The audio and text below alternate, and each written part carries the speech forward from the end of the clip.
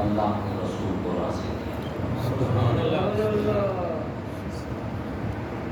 یہ بڑے نصیب کی بات ہے، یاد رکھنا جس طرح رمضان المبارک کے روزے فرض ہیں نا، اسی طرح رمضان المبارک کا احترام بھی فرض ہے، احترام بھی اسی طرح فرض ہے۔ اگر کسی بندے کو شریعت نے مجبوری کی وجہ سے اجازت بھی دی ہو، جیسا کہ بیمار ہو جاتا ہے کوئی بہت زیادہ، یا کوئی اور شرعی عذر ہوتا ہے جس کی وجہ سے شریعت اجازت دیتی ہے کہ یہ ابھی روزہ نہ رکھے، بعد میں اس روزے کی قضا دے دے گا، تو اس شرعی عذر والے بندے کو بھی کھلے عام کھانے کی اجازت نہیں ہے رمضان المبارک۔ حالانکہ روزہ چھوڑنے کی اسے شریعت نے اجازت دی ہے، لیکن رمضان کی بے ادبی کی اجازت اسے بھی نہیں۔ شریعت کے اندر ایک مسئلہ ہے کہ اگر کسی کو منہ بھر کے قے آ جائے تو روزہ ٹوٹ جاتا ہے، منہ بھر کے الٹی آ جائے روزہ ٹوٹ جائے گا، لیکن اس روزے کے ٹوٹنے کے باوجود بھی اسے کھانے پینے کی اجازت نہیں ہوگی۔ اس پر روزے کا احترام اسی طرح فرض رہے گا، روزے کا احترام اس پر فرض رہے گا۔ روزہ بے شک ٹوٹ گیا، اس کی قضا ہوگی بعد میں۔ تو رمضان المبارک کے جس طرح روزے فرض ہیں، اسی طرح اس کا احترام بھی فرض ہے۔ ایک سکھ کا واقعہ ملتا ہے، نہ یہ حدیث ہے نہ ہی یہ تفسیر کا واقعہ ہے، لوگوں نے تاریخ کے اندر اس واقعے کو درج کیا ہے، اور کافی سارے بزرگوں نے اپنی تقریروں میں، اپنے مواعظ میں بیان کیا ہے کہ ایک سکھ آدمی فوت ہوا، فوت ہونے کے بعد کسی کو خواب میں ملا تو اس نے دیکھا کہ وہ تو جنت کے مزے کر رہا ہے۔ اس نے کہا اللہ کے بندے، کوئی کافر تو جنت جا نہیں سکتا، تو سکھ تھا، تو جنت کیسے داخل ہو گیا؟ تو اس نے کہا کہ دنیاوی زندگی کے اندر ماہ رمضان میں میرا بیٹا کھلے عام کھا رہا تھا، میں نے اسے تھپڑ مارا تھا کہ شرم کر، مسلمان روزہ رکھ رہے ہیں اور تو کھلے عام کھاتا ہے۔ اللہ رب العزت کو میری یہ ادا پسند آئی اور اللہ نے مرنے سے پہلے مجھے کلمہ نصیب کر دیا، میرا خاتمہ ایمان پر ہوا ہے، میں مسلمان ہو کے مرا ہوں، اور اللہ رب العزت نے مجھے فرمایا کہ تو نے رمضان المبارک کی عزت کی تھی، اس عزت کی وجہ سے ہم میرا خاتمہ ایمان پر فرما لیں گے۔ ایک بندہ روزہ نہیں رکھ رہا، اس کا اس کے رب کا معاملہ ہے، لیکن ایک روزہ نہ رکھ کے کھلے عام کھائے جا رہا ہے، پیے جا رہا ہے اور رمضان المبارک کی بے ادبی کرتا جا رہا ہے، یہ ایسا جرم ہے جس کی معافی نہیں ہے۔ حضور صلی اللہ علیہ وآلہ وسلم نے فرمایا کل امتی معافی الا المجاہرین، میری امت کے ہر بندے کی بخشش ہوگی، لیکن اعلانیہ گناہ کرنے والے کی بخشش نہیں ہوگی۔ اعلانیہ گناہ کرتا کیوں ہے؟ میں نے تو کئی جگہ ہمیں پچھلے تقریباً 4 سال سے میں نے یہ روٹین بنائی کہ ماہ رمضان میں نا یہ لوگ کول خانیوں پہ جب بلاتے ہیں، 11 بجے کی کول خانی، 1 بجے کی کول خانی کو اگر رکھ لے، میں نہیں جاتا، بالکل نہیں جاتا۔ اور اس کی وجہ کیا ہوتی ہے؟ وجہ یہی ہے کہ جب وہاں پہ جائیں گے، دعا ہوگی، دعا کے بعد کھڑے ہو جائیں گے، جن کو روزہ ہے وہ علیحدہ ہو جائے اور باقی جو ہیں وہ بیٹھ کے کھا لیں، اور لوگ اتنے بے شرم ہیں کہ ماہ رمضان میں وہاں بیٹھ کے کھائے جا رہے ہوتے چاول۔ تو 2-3 جگہ میں ایسا معاملہ ہوا تھا، میں نے چھوڑ دیا۔ پچھلے دنوں ایک کول خانی میں مجھے وہاں پہ جانا پڑا، 11 بجے کی کول خانی تھی، میں نے کہا پہلے وعدہ کرو کہ آپ چاول نہیں پکاؤ گے، روٹی نہیں پکاؤ گے، ہم آئیں گے، تقریر کریں گے، دعا ہوگی، ہر کوئی گھر گھر چلا ہے، کچھ بھی نہیں دو گے، پانی بھی نہیں پوچھ رہا آنے والے کو۔ انہوں نے پہلے مجھ سے وعدہ کیا، اس کے بعد میں وہاں بیان کرنے کے لیے گیا۔ یار کچھ باتیں تو کامن سینس کی ہوتی ہے نا۔ کول خانی مطلب ہے نہ قرآن میں ہے نہ حدیث میں ہے، یہ امت نے اپنی طرف سے اپنا دل مطمئن کرنے کے لیے ایک عمل بنایا ہوا ہے کہ چلو ہم قرآن بھی پڑھ لیں گے، حضور کے حدیث بھی پڑھیں گے، پھر دعائیں کریں گے، اللہ ہماری دعا کی وجہ سے میت کے لیے رحمت کے فیصلے کر دیں گے۔ یہ امت نے اپنی طرف سے ایک ترتیب بنائی ہے۔ تو نیت تو یہ ہوتی ہے کہ ہمیں ثواب ملے. تو ثواب تب ملے گا نا ماہ رمضان کے اندر جب ماہ رمضان کی عزت کریں گے. اور اگر ہم ماہ رمضان میں بھی 11 بجے چاول کھائے جا رہے ہیں, روٹی کھائی جا رہی ہے, پانی پیا جا رہا ہے, تو یہ رحمت نہیں, اللہ کے غضب کو دعوت دینا ہے, اللہ کی طرف سے عذاب کو دعوت دینا ہے کہ رمضان المبارک کی ناقدری کرنے کی وجہ سے. وہ جو حدیث آپ نے سنی ہے نا کہ حضور نے پہلے سیڑھی پہ قدم رکھا, فرمایا آمین, پھر منبر کی دوسری پہ رکھا آمین, تیسری پہ رکھا آمین. حضور علیہ السلام سے جب پوچھا گیا یا رسول اللہ صلوات اللہ علیہ آپ نے آمین کیوں فرمایا, تو حضور صلی اللہ علیہ وسلم نے فرمایا کہ جبریل امین آئے تھے, فرمایا تھا کہ اللہ رب العزت نے جس کو زندگی میں ماہ رمضان دیا اور اس نے اس کی قدر کر کے اپنی بخشش نہ کروائی تو وہ ذلیل و رسوا ہو گیا, تباہ و برباد ہو گیا. تو میں نے کہا آمین. لفظ قدر, اس میں روزے بھی ہیں, اس میں رمضان کا احترام. اے اہل ایمان, جن کو نصیب ہوا رمضان کا احترام انہیں مبارک ہو, اور جن کو نہیں ہوا وہ فکر کریں کہ اللہ ان سے ناراض ہے. اللہ نے انہیں منہ نہیں لگایا, قریب نہیں آنے دیا اللہ نے ان کو اپنے, ورنہ روزہ دار تو اللہ کے اتنے قریب ہوتا ہے, اتنے قریب ہوتا ہے کہ اللہ اس کے منہ کی بو بھی سونگھتے ہیں.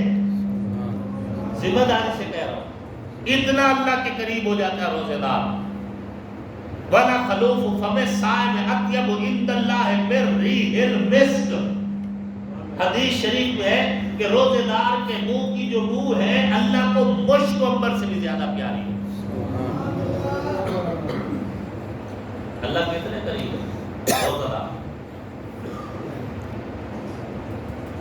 یہ ایسی عبادت جس پہ ریا بھی نہیں ہے, دکھاوا ہو ہی نہیں سکتا روزے میں,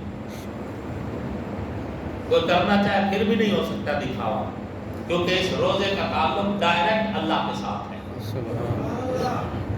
دنیا آپ کو اس پہ پابند نہیں کر سکتی, اللہ کے ساتھ ہے ڈائریکٹ معاملہ. ہاں ایک بات اور ہے, رمضان المبارک کا جب ہم روزہ رکھتے ہیں ہم اپنے کمرے میں اکیلے ہوتے ہیں, پیاس بھی ہوتی ہے لیکن پانی ہم پیتے نہیں, نہانے کے لیے باتھ روم میں جاتے ہیں اکیلے ہوتے ہیں, غسل کر رہے ہوتے ہیں لیکن پانی پیتے نہیں. شدید ترین طلب کے باوجود بغیر کسی کی رکاوٹ کے ہمیں پانی موجود ہوتا ہے ہمارے پاس لیکن ہم پیتے نہیں ہے. وجہ کیا ہے؟ ذہن یہ ہوتا ہے کہ اللہ دیکھ رہا ہے. بندے نہیں بے شک دیکھ رہے ہیں, اللہ تو دیکھ رہا ہے کہ میں روزے کے باوجود پانی پی رہا ہوں, روزہ توڑ رہا ہوں. 30 دن یا 29 دن یہ کیفیت اللہ روزے کے ذریعے ہمارے دل میں بٹھاتا ہے کہ پانی نہ پینا اللہ دیکھ رہا ہے, روٹی نہ کھانا اللہ دیکھ رہا ہے, روزہ نہ توڑنا اللہ دیکھ رہا ہے. پورے مہینے کی پریکٹس کروا کر اللہ تمہیں یہ سکھانا چاہتا ہے کہ جب چوری کرتے ہو تو چوری بھی نہ کرنا اللہ دیکھ رہا ہے. ایک رمضان کا روزہ ہے, ایک زندگی کا روزہ ہے. رمضان کا روزہ نہیں ہم توڑتے اس ڈر سے کہ اللہ دیکھ رہا ہے, تو پھر زندگی کا روزہ بھی یہی ہے کہ کسی کے ساتھ ظلم نہ کرو. زندگی کا روزہ بھی یہ ہے رشوت نہ لو. زندگی کا روزہ بھی یہ ہے کرپشن نہ کرو. زندگی کا روزہ بھی یہ ہے سود کا بزنس نہ کرو. زندگی کا روزہ بھی یہ ہے شراب نہ پیو. زندگی کا روزہ بھی یہ ہے کسی کی بیٹی کی چادر پہ ہاتھ نہ ڈالو. زندگی کا روزہ بھی یہ ہے کہ زنا کے قریب نہ جاؤ. زندگی کا روزہ بھی یہ ہے کہ اپنے رب کے حکموں پہ چلو. اگر زندگی کے روزہ ٹوٹ گیا تب بھی خدا ناراض ہوگا جس طرح رمضان کا روزہ ٹوٹنے میں اللہ ناراض ہوتا ہے. زندگی کے دیگر معاملات میں جب آپ اللہ کی حد توڑنے لگتے ہیں تو تب بھی وہی اللہ ہوتا ہے جو روزے کے وقت ہے. ہمارے اللہ کے ہی ہے. روزے کے وقت ہمارا اللہ ہمارے پاس ہے، لیکن جب چوری کرنے جاتے ہیں اللہ نہیں نظر آتا، پھر ہمیں روزے کے وقت نظر آ رہا ہوتا ہے. گنہگار سے گنہگار بندہ بھی روزہ رکھ لینا، وہ روزہ نہیں توڑنا. اور وجہ کیا ہے کہ اللہ کو پتہ چل جانا ہے. تو اللہ کو چوری کا پتہ نہیں چلتا، اللہ کو زنا کا پتہ نہیں چلتا، کیا اللہ کو شراب کا پتہ نہیں چلتا؟ یقیناً چلتا ہے. رمضان المبارک میں ہمیں سکھایا یہ جا رہا ہے کہ اپنی طبیعت کو آگے بناؤ کہ اللہ دیکھ رہا ہے. بس جس کی طبیعت میں یہ بات آ گئی کہ اللہ دیکھ رہا ہے، اس نے رمضان المبارک کا نفع حاصل کر لیا.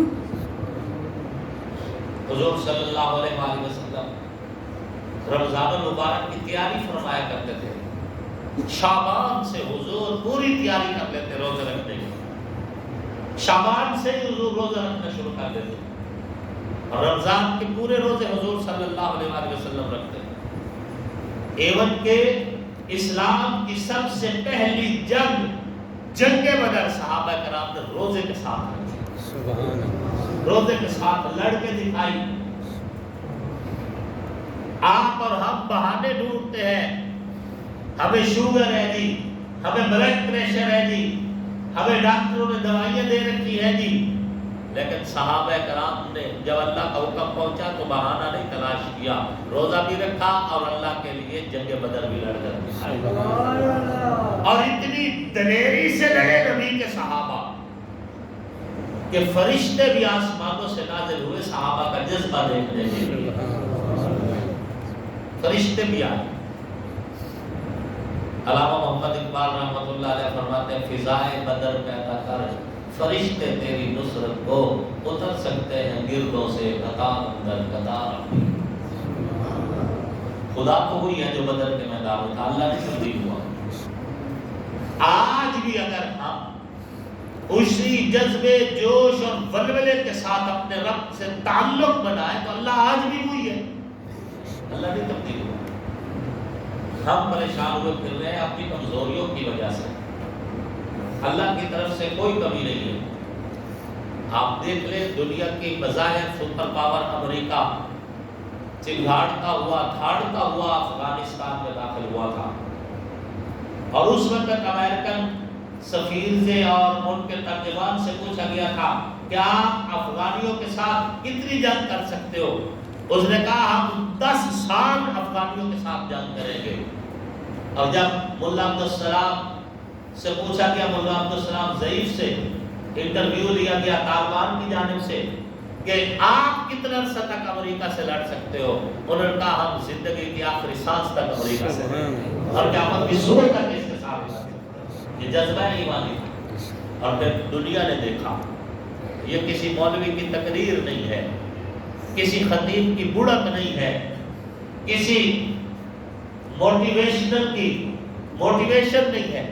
آپ دنیا کے جغرافیائی صورتحال میں اگر نظر دوڑائے، سیاسی بدلتی صورتحال میں نظر دوڑائے، 18 سال کے مختصر عرصہ میں افغانیوں نے پتھروں کے ساتھ بغیر اسلحہ کے امریکہ کو گھٹنے ٹیکنے پہ مجبور کر دیا. رات کے اندھیرے میں چوہوں کی طرح بھاگے افغانستان سے. رات کے اندھیرے میں یہ غازی یہ تیرے پر اسرار بندے جنہیں تو نے بخشا ہے ذوق خدائی، دو نیم ان کی ٹھوکر سے صحرا و دریا، سمٹ کر پہاڑ ان کی ہیبت سے رائی. خدا تو وہی ہے